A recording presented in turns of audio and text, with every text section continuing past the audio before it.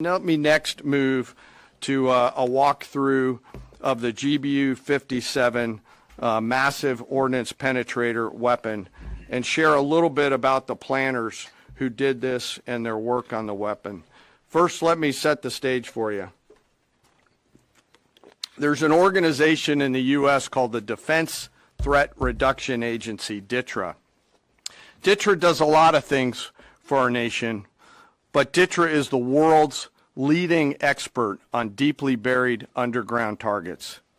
In 2009, a Defense Threat Reduction Agency officer was brought into a vault at an undisclosed location and briefed on something going on in Iran. For security purposes, I'm not going to share his name. He was shown some photos and some highly classified intelligence of what looked like a major construction project in the mountains of Iran. He was tasked to study this facility, work with the intelligence community to understand it, and he was soon joined by an additional teammate.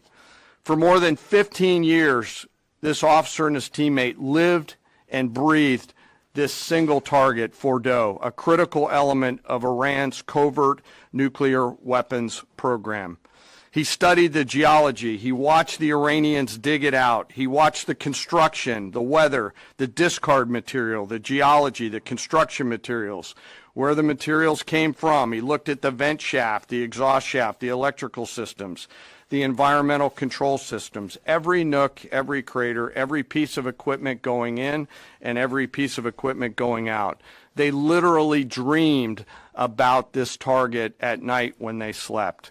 They thought about it driving back and forth to work, and they knew from the very first days what this was for. You do not build a multi-layered underground bunker complex with centrifuges and other equipment in a mountain for any peaceful purpose. They weren't able to discuss this with their family, their wives, their kids, their friends, but they just kept grinding it out. And along the way, they realized we did not have a weapon that could adequately strike and kill this target. So they began a journey to work with industry and other tacticians to develop the GBU-57. They tested it over and over again, tried different options, tried more after that.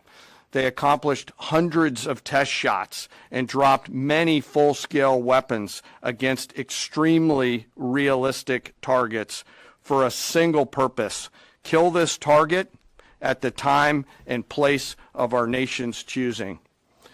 And then, on a day in June of 2025, more than 15 years after they started their life's work, the phone rang and the President of the United States ordered the B-2 force that you've supported to go strike and kill this target.